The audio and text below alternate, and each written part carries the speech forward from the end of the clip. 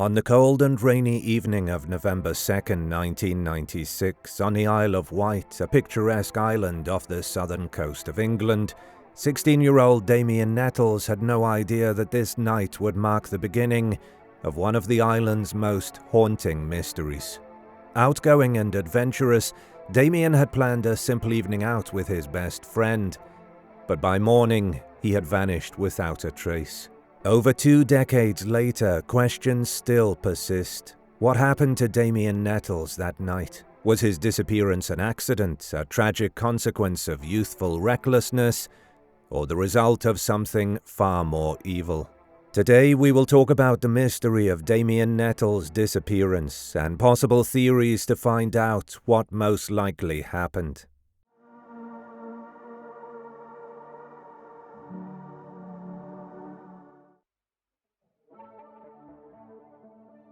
Damien Nettles was born on June 21, 1980 in Singapore, the youngest of 4 siblings. His early years were marked by frequent moves, as his family lived in several countries due to his American father Ed's and English mother Valerie's dynamic lifestyle.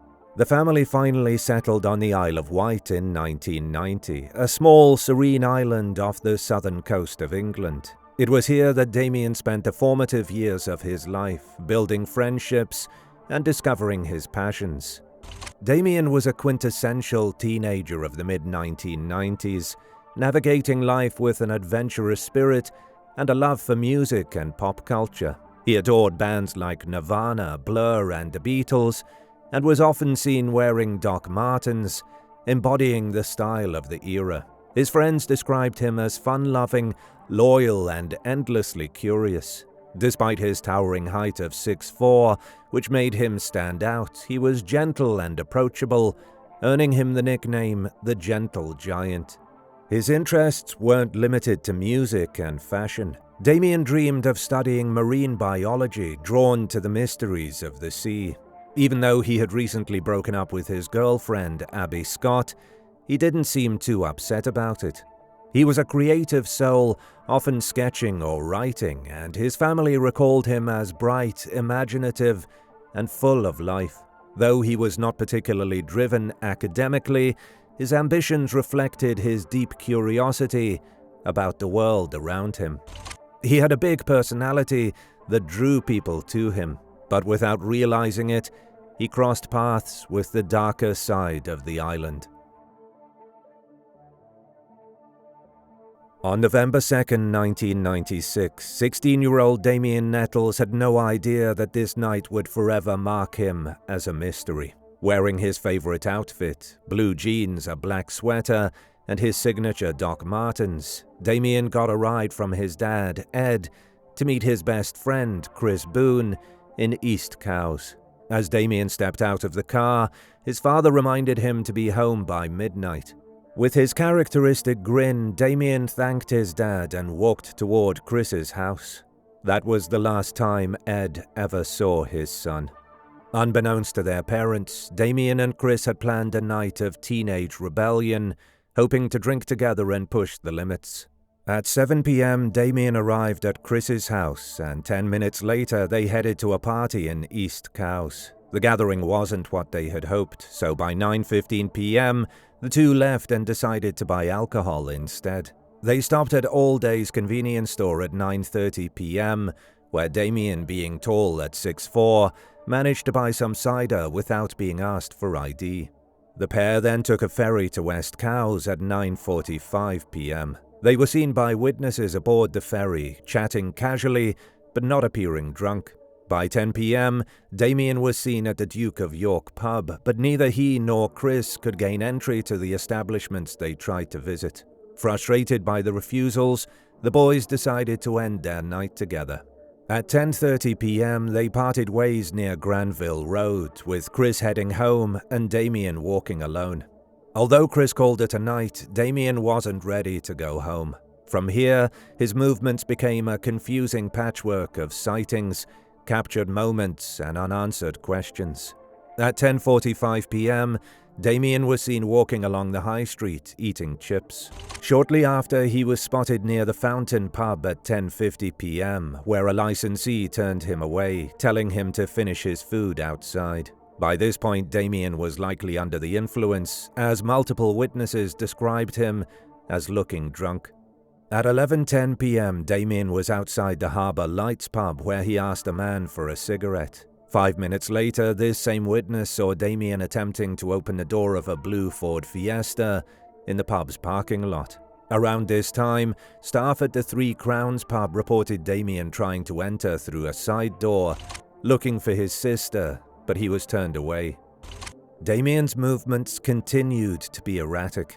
At 11:30 p.m., he returned to Yorkie's Fish and Chip shop, a place he had visited earlier in the night. The staff recognized him and noted his unusual behavior, though he didn't stay long. At 11:40 p.m., witnesses spotted him outside Lloyd Bank on the high street. A few minutes later, Damien reappeared at the Harbour Lights pub, where he asked the closing staff for a cigarette. At 11:50 p.m., staff remembered seeing him outside the pub, talking to someone in a Ford Fiesta. By 11:52 p.m., Damien passed Yorkie's again, waving at staff as he walked south along the high street. Minutes later, he boarded a bus and asked the driver to take him to Cowes. The confused driver informed Damien that he was already in Cowes. In a strange moment, Damien attempted to take a picture of the driver with a camera he had, but failed. He politely thanked the driver and got off the bus.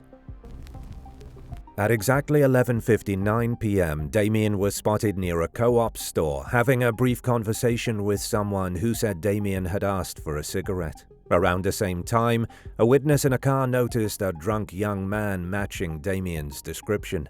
Damien approached the car, asked the driver to roll down the window, and whispered nervously, "They're watching us." Without explanation, he walked off toward the high street. The following morning, Damien's family realized he hadn't returned home, something completely out of character. Ed and Valerie Nettles tried to contact their son, but received no response. Alarmed, they reported Damien missing to the local police.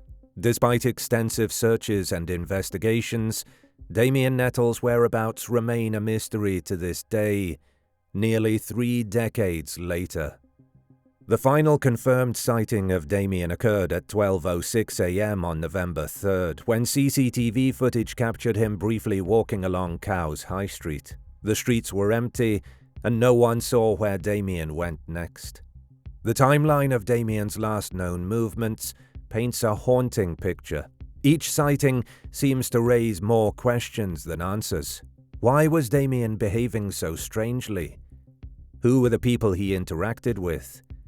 And what happened after 12:06 a.m. when he was last seen on the CCTV? The investigation began under Operation Ridgewood, launched shortly after Damien was reported missing. Officers conducted searches and interviewed witnesses. Witnesses last saw Damien walking along Cowes High Street, but his trail abruptly ended. Despite these efforts, the initial investigation was plagued by significant mismanagement. CCTV footage showing Damien's movements on the night of his disappearance was lost, a crucial setback. In 2005, Valerie Nettles complained to the Independent Police Complaints Commission. The family was told the officer responsible had been dealt with, but the loss irreparably hindered the case. Logs of calls, police notebooks, and duty rosters from the night also went missing. Valerie believes these oversights greatly hampered the investigation. Moreover, the case was not added to the Holmes computer system used for major crime investigations until 2002, 6 years after Damien disappeared.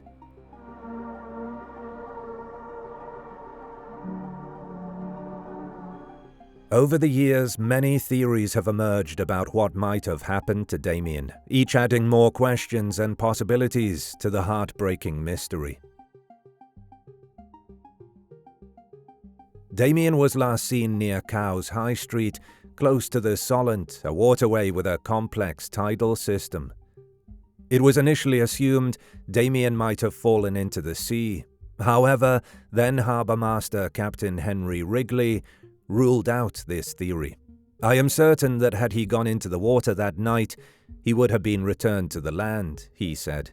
A thorough search was conducted using boats, but no trace of Damien was found. This ruled out the likelihood of Damien accidentally drowning, leading investigators to consider other possibilities. In 2002, an informant linked local drug dealer Nicky McNamara to Damien's disappearance. According to the informant, Damien was accidentally assassinated during an argument over cannabis. His body was hidden in a drug den for weeks before being buried in a sailbag near a cycle path. This account prompted searches and arrests in 2010, focusing on individuals connected to the local drug scene and McNamara. Police searched marshlands and wooded areas, but found no evidence. The informant later changed their story, leading police to dismiss their claims as unreliable. Despite this, McNamara's name remained central to many theories. Bunny Isles was Nicky McNamara's best friend. Back then, both of them were part of a group of about 12 people who sold drugs in some pubs on the high street and at party houses around Cowes. One of these party houses was above a butcher's shop. The family heard from someone that, on the night Damien disappeared, he had been shouting up to this flat. It was said that Bunny Isles might have sold Damien drugs. However, when Bunny spoke to Damien's mom, Valerie, he strongly denied this. He admitted the police had arrested him and searched his house because of Damien's case, but said he had nothing to do with Damien's disappearance. Bunny also said he didn't believe Nicky McNamara was involved in Damien's death. Nicky McNamara can no longer answer questions because he died of a heroin overdose in 2002 at the house of his partner, Shirley Barrett. People in the area called it the House of Death. Rumors about Nicky being involved in Damien's death only started after he passed away. Some even said Nicky confessed to someone before he died, but Shirley Barrett denies that he ever said this to her. Private investigator Ivor Edwards began assisting the Nettles family in 2007. Edwards found witnesses who alleged McNamara's involvement. One witness claimed to have seen McNamara pinning a boy against a wall near Bars Hill around the time of Damien's disappearance. However, this could not be confirmed. Rumors suggested that Damien may have been the victim of a sexual assault, possibly while trying to defend a friend. However, these claims were never substantiated, and key witnesses either denied making such statements or later retracted them. Similarly, there were also rumors about altercations on the slipway in Cowes involving Damien, but these too lacked credible evidence or confirmation, leaving them unverified. In 1999, rumors linked Damien's disappearance to a known pedophile. Police investigated but found the individual had left the Isle of Wight months earlier. Another convicted pedophile later claimed involvement, but was found to be lying.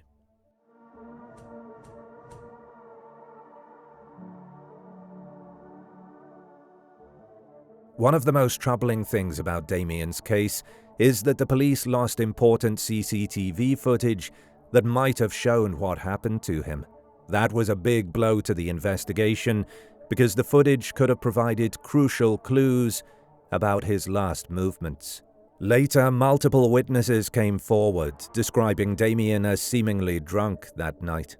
His ex-girlfriend, Abby Scott, had been in a relationship with Damien for 18 months, until July 1996. They were very close, and she remembered him fondly as a kind, gentle person. He was a big, gentle giant. I can't imagine why anyone would want to hurt him. However, just before their separation, Abby noticed a change in Damien. "I saw flickers of someone else. He was hanging around with a different group of people who were a little bit older than him. There were obviously some things he was keeping to himself. It could have been drugs. I don't know." Gemma Nunn, Damien's girlfriend at the time of his disappearance, shares a similar sentiment. She says the police didn't explore this potential part of his life. At no stage did they ask me questions about Damien taking drugs, or Damien getting into trouble, or talking about something bad happening to Damien. Based on these observations, and considering the CCTV footage and sightings of Damien being seemingly intoxicated, it's more than likely that he was in an altered state of mind that night.